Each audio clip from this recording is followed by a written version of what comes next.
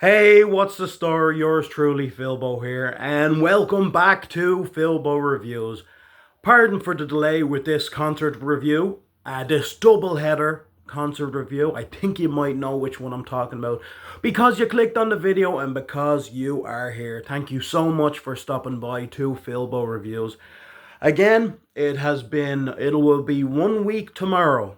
1 week tomorrow since Oasis took the stage in CROKE Park in Dublin, August 16th, 2023. We waited and waited and waited, and finally the sun was out, the beers were out, the hats were on, and we were raring to go for the Oasis double header in CROKE Park, Dublin. And yours truly, Philbo, was honoured to be able to check out both nights at CROKE Park. Massive shout out to my brother Jared for making that happen. I am forever in your debt, brother. I love you forever and a day. It's one of the greatest things anyone's ever done for me in my whole life, and I am forever in your debt. I swear to God, I love you, brother. So, me and Jerbo, 2 nights, raring to go, party heads on.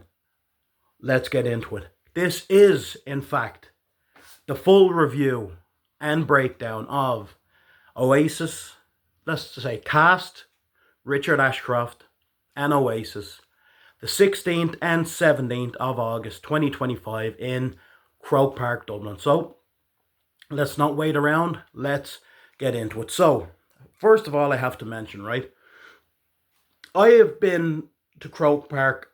I've never been to CROKE Park. I know, I'm a Dubliner, and I've never been to CROKE Park. I've never been to CROKE Park for sport, and I've never been to CROKE Park for a concert, right? So let me just to give you a little context on why I'm going to tell you about this specific part, right? We were in an area of CROKE Park called CROKE Park Premium, right? And we walked in on the Saturday, lovely, beautiful, sunny day. The streets were teeming. All the streets were closed off. You couldn't even step onto the street unless your bag was searched or unless you had a ticket, which was great. It's a real nice area down there around Drumcondra, in and around and surrounding the CROKE Park Stadium. So we walked through, right? And I thought the turnstiles looked a little posh, needless to say. And they scanned the tickets and we went through. Very no crowd. We went in for 5 o'clock, no queue, no nothing. It was like, this isn't a regular entrance, is it? Is it? Surely you don't get into a concert. Like, I walked into this turnstile and scanned our tickets as if we were going to see a film. Like, there was nothing to it. And we kind of looked at each other going, because Jer hadn't been to CROKE Park either. And we're like, So we looked forward and there was like a plush, everything was so clean, and there was signs of sports on the wall and previous concerts and previous bands and all. And I'm like, something's up here. So we walked, and then there's escalators making your way to the top, and I'm like, where is this bringing us? Like, so anyway, we got to the top of the thing and we could see out the windows, which was very similar to the Aviva Stadium that I've been in. You know, you can see the seats, you can see out the window, you can see the pitch, you can see all that stuff. Yeah, so it had that kind of vibe to it. But we took a sharp left, and we saw a big massive sign with a menu on it. Like, oh, menu, that's cool. Because usually you expect a hot dog stand, a burger stand, stuff like that. No. So we walked in and we grabbed a tray, like in a canteen of a college, or like in an airport, and we moved along the line. And we looked, and there was like a whole, it was like a wedding. I've never seen anything like it, right? And all you see on the walls ever are CROKE Park Premium. CROKE Park Premium. We're looking at each other going, what is CROKE Park Premium? So we moved along the line, double cheeseburgers, chips, wedges, lasagna, pasta, bolognese, I mean, 5 or 6 dishes just ready to scoop onto your plate. And I'm like, and would you like chips with that, sir? And I was like, sir! In the words of Homer Simpson, the only Simpson, in the words of Homer Simpson, the only time people call me sir is when they're adding, you're making a scene after it. I go, sir, oh yes, I'd love some chips. Thank you, sir. No problem, sir. So we had a bit of sir back and forth with Mr. Chef, and we got 2 large double cheeseburgers each and like a massive portion of things. Then just zap, 2 meals, done. So I'm like, oh, I wonder where we can sit and eat this, you know. And then you go to the till, and it's like, would you like any alcohol or any soft drinks? And we're like, yeah. Okay, we have, well, in the food area, we only have large bottles of Rockshore cider. And I was like, do you know what? That's my favourite. I'll have 2 of them, please. And, okay, that's grand. We'll have to pour it into a large cup, you know. We can't have the bottles. Yeah, it's fine. And we're looking at each other going, this is glad, this is deadly, this is unreal. So, zapped away. And then we went over to the seating area, which had ginormous, vast, large circle tables, right? I'm probably, the people who've been to Croke Park, I've heard all this before, but I have to emphasize it for 2 people who've never experienced this type of luxury at a gig. I've been to over 200 gigs and I've never experienced anything like this. So there's big, vast circle tables. You pick any seat that's free, and you start chowing down. And people come and go and sit in beside you and have a drink and chat. We got to know, like, literally about 10 people at our table, got to know them all, having the absolute crack with every one of them. I mean, it was just absolutely, it was unbelievable. And I'll cover this part for both nights, because naturally we did the same thing both nights when we went in at 5. Food, please. Yes, please. Oh, would you like some cider? Absolutely, would you like some cider? And the bar had no one at it in this premium area at 5 o'clock anyway. Trust me, that changed. The bar staff, absolute gentlemen, and lovely, lovely ladies. Friendly, chatty. I was telling them all about Philbo reviews both nights. Oh, back again, are we all back again? They remembered Jer before they remembered me, which was funny. I kind of stand out a bit more than Jer, but then again, he does have an incredible beard. Unlike myself. But back again. Oh yeah, did you check out Philbo reviews? Yeah, I did. Yeah, I subscribed and all. Yeah, thanks. So it was awesome. It was awesome. So we'll get, anyway. That's that side of it, right? I can't recommend Croke Park Premium. I had no idea that's what the ticket said. I had no idea that's what the ticket entailed. Neither did Jer. I didn't say that when you buy this ticket, you will be stepping into a fucking luxury restaurant with table, you know, like all this stuff. Didn't read the fine print at all. But again, thank you from the bottom of my gig loving heart, Jer. To experience that was an absolute mind blow. And I always used to have a very negative kind of opinion of Croke Park. You know, you 5 nights of Gareth Brooks. You're like, who gives about Gareth Brooks? I mean, he hasn't had a hit album since 1994, and all of a sudden, five nights at Croke Park are all country fans, and have cowboy hats and do line dancing and it's just that. And granted, Bruce Springsteen plays Croke Park. I completely vouch for that. I would have done anything to catch Bruce Springsteen at Croke Park. But the likes of Coldplay, all this kind of stuff, Croke Park just to me went with, you know, it didn't matter who played Croke Park. I mean, I always just say, I guarantee you, if Jedward announced 2 nights at Croke Park, it would probably sell out in 20 minutes. It's just because it's Croke Park, people go. Now, I'm essentially a metalhead by heart. I love Oasis, obviously, but my opinion has completely and utterly changed on its head about this venue.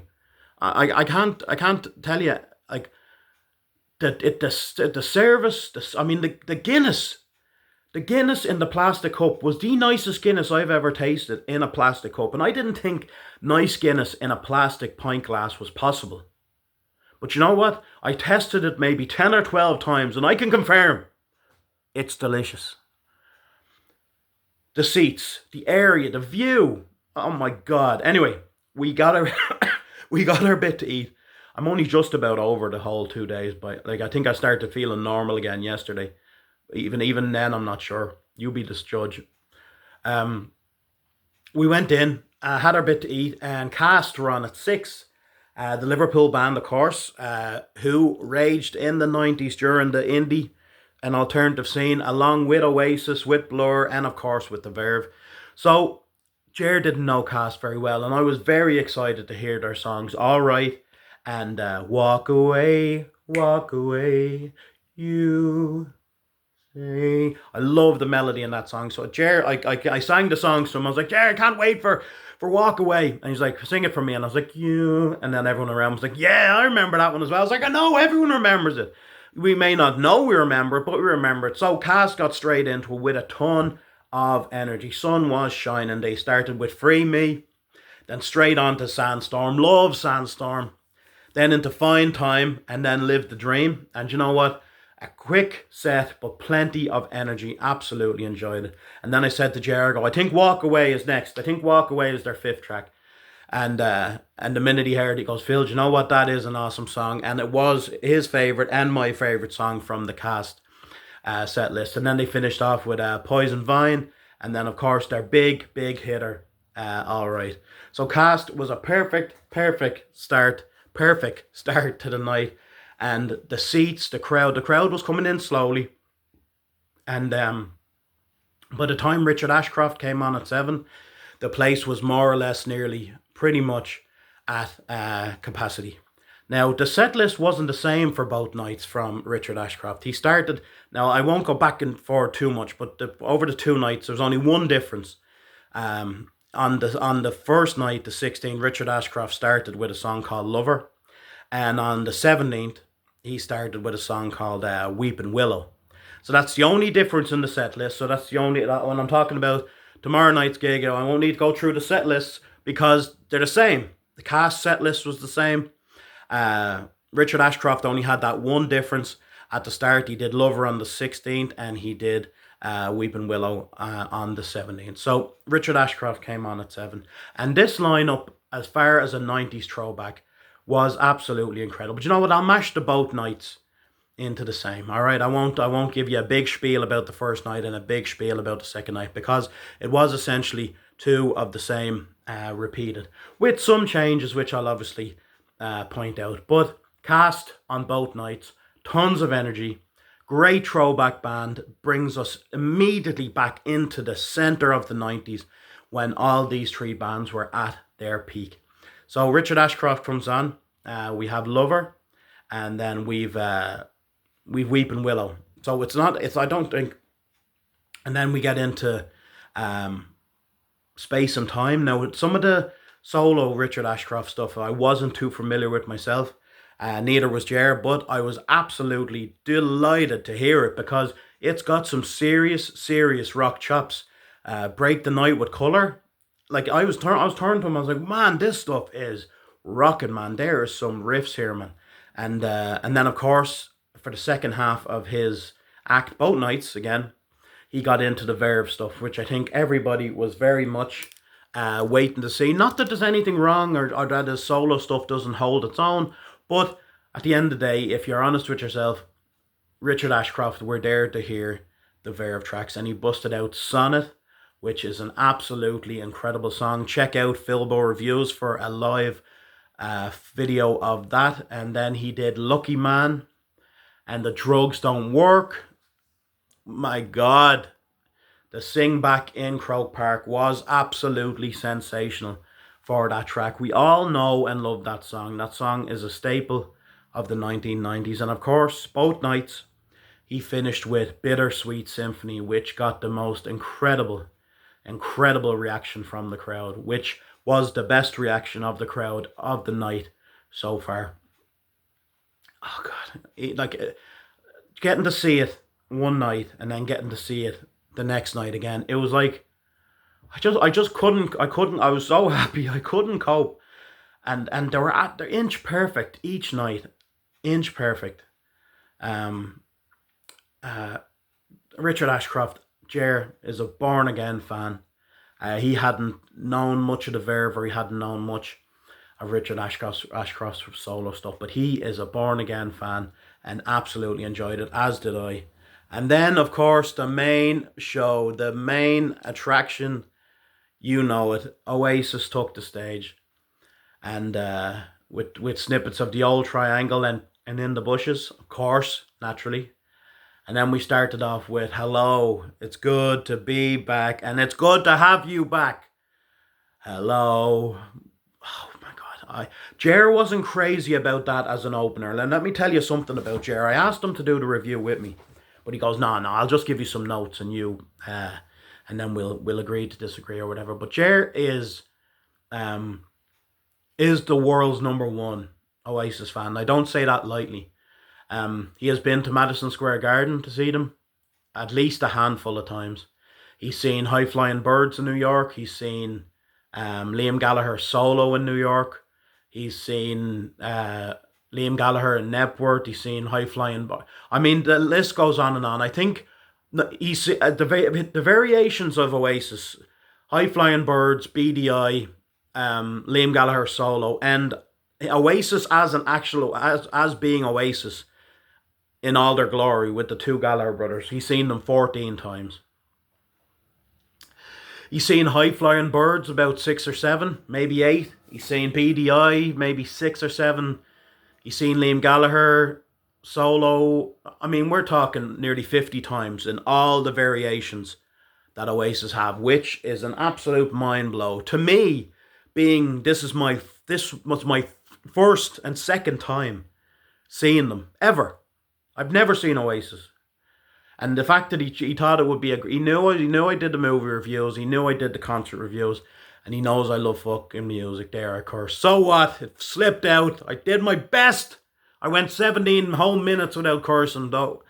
God, it's not easy. It's not easy, especially when you're describing something as cool as this. But Jer, as always said, Acquiesce should be the opener for Oasis shows. But for me, Hello worked great. And then it went into Acquiesce as well. Because we need each other. And literally by the first belt of the chorus on that, everybody's arms were around each other. Barriers were down. New brothers and sisters were made. A real family vibe just kind of elapsed over Croke Park.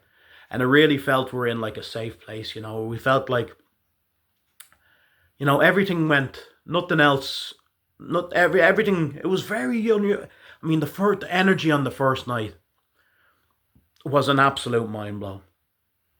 And the energy, now I think me and Jer both agree, I'm going to chop and change a little bit, but you'll get the idea. Me and Jer both agree that the first night had more energy. The band gave it that bit of extra oomph. I mean, they're not spring chickens anymore. You can't have 100% energy every time, even though they certainly tried to achieve that. I think the first night had more energy on the tracks like Morning Glory, Acquiesce, Cigarettes and Alcohol. I mean, and the crowd got everyone jumping. I think the crowd definitely had more energy on the first night, but there was only a hair in it, guys. There was only a hair in it. But going to both nights, you could just tell that there was a little more oomph in the first night, which why wouldn't there be? Because it's the first night of 2. I mean, on the second night, you've done one night, you've got a bit of fatigue from that. But the likes of, anyway, we'll get back to the set list, right? We entered the What's the Story, Morning Glory, one of my personal favourites. Incredible. Liam Gallagher sounding like a 25-year-old man. Incredible performance. I mean, the band are giving it all the energy they can. Then some might say, straight into Bring It All Down. And the fan favourite, Cigarettes and Alcohol. Some people say the song that defined them in the 90s, that defined the 90s as a decade. And then we went into Fade Away, and then Supersonic, and then You Gotta Roll With It.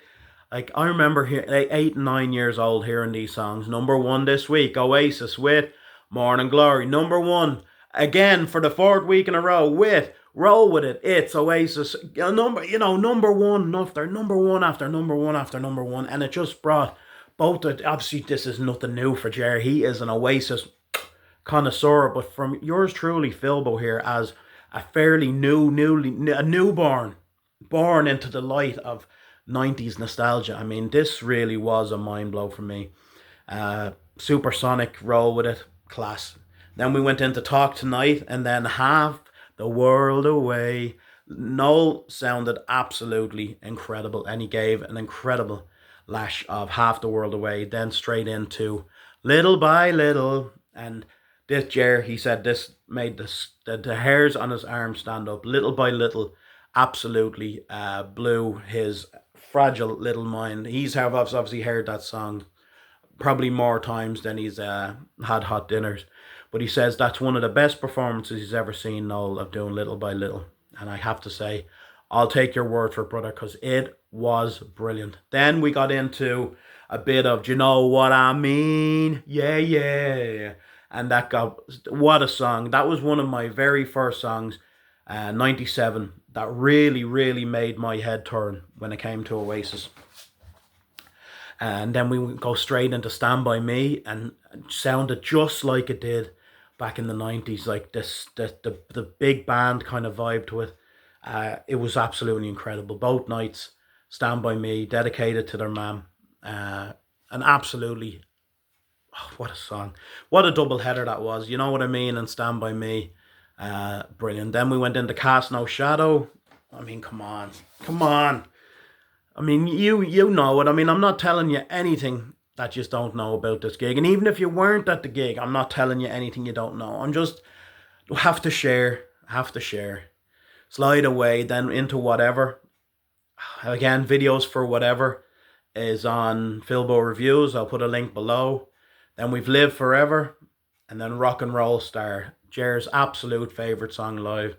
And the first night, Rock and Roll Star, absolutely slayed. Now, it did as well the second night, but just, again, there was a hair in it, but the first night just had a bit more energy.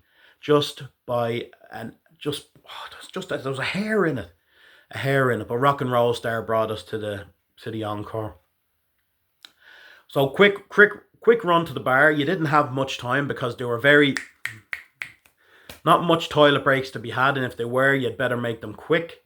Another thing about Croke Park Premium is the Jack's has a trough that you can pee in that's about 40 yards long. You could fit about 100 people in the trough and about 17 urinal. I've never been seeing anything like it. I've never been in and out of a Jack's of a gig so quickly in my entire life. Big shout out to Croke Park. Big shout out to Croke Park Premium in particular. What an experience. I would do it again in a heartbeat. Obviously, it would depend very, very, very, very much on the performer there. AC/DC springs to mind. If they ever take another trip around the woods, or if Taylor Swift if Taylor Swift ever came back and decided to do Croke Park instead of the Aviva. My daughter is the biggest fan of Taylor Swift. I reckon we would definitely have to see what we can do for that. My eyes are completely and utterly open now to the wonders of Croke Park, I have to say. Seating area all the way. That's standing down in the crowd with 50, 60,000 people. No, thank you very much. Been there, done that, and got thrown out. Not literally, that's a joke, but seriously. So into the encore, couple of drinks in. The master plan, always adored the master plan. Then into the course, the three heaviest hitters of both nights. Don't look back in anger on the second night. No, like, you what? I heard you say. I was absolutely brilliant. Wonderwall on the second night, absolutely killed. Again, footage below of both nights. And then the finishing with Champagne Supernova. There was no fireworks the first night, but they did the fireworks show at the end of Champagne Supernova on the Sunday night, and it was absolutely incredible. What can I say? Absolutely breathtaking 2 nights. Can't stress enough how honoured I am to have gone. I know there's a ton of hardcore fans out there that were chomping at the bit to get it. I understand completely, utterly, and genuinely how lucky I was to go to both nights. I don't take it for granted. I am forever thankful, and I'm just so happy that this was able to happen for me. That this type of thing doesn't happen for Phil. But thanks again to Brother Jer for making this happen. This was an out-of-body experience. Both nights was like, it's like even in a crowd of 80,000 people, me and Jer were the only two people on earth. Everything else was just, it was like there was a void around Croke Park, and everything within it was positivity and happiness and nostalgia and fun, brotherhood, sisterhood.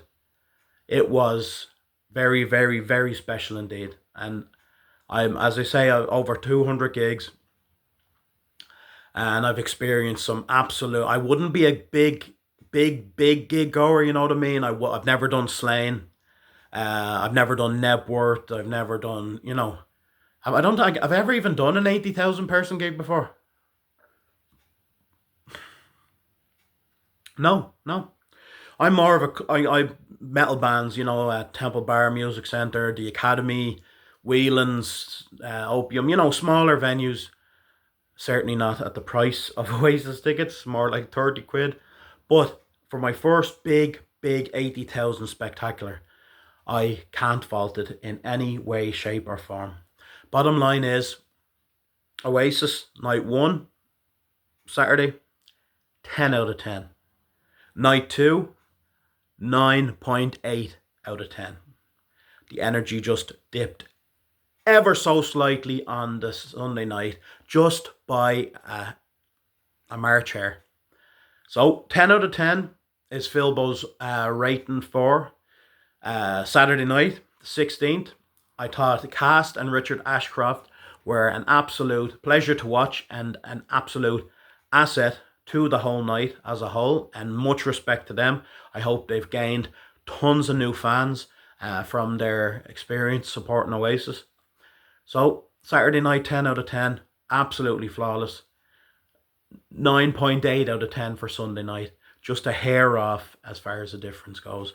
But Croke Park as a venue, brilliant. The surrounding areas in Drumcondra and Dublin, gorgeous, love it. The crowd, incredible, real brother-sister vibe. Everyone was there for one reason, to just forget, you know. Things are a shit sandwich at the moment, and people are worrying too much, and people are stressing too much, and things cost too much, and everything. People are forgetting to have a laugh and forgetting to enjoy, and that's the reason music is there. It's escapism. Music, movies, concerts, everything. It's escapism. For 2 hours, you can just step into a performance of Oasis or any other band I've seen, and just lose yourself and just step out of it. Go, that was a nice. It was. You need. It's like a psycho holiday. You get 2 hours paid vacation from your own mind, and you can just switch off and enjoy. So that's all I can think of now. I hope you've enjoyed this review. No surprise that the 2 nights were absolutely incredible. I think that was fairly obvious.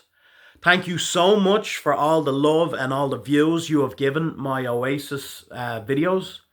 I can't thank you enough for that. Please consider liking and subscribing to Philbo Reviews. More concerts coming up. I do movie reviews every week. Don't miss Philbo's Joke Corner. There's some freaking doozies in there that I think you'll enjoy.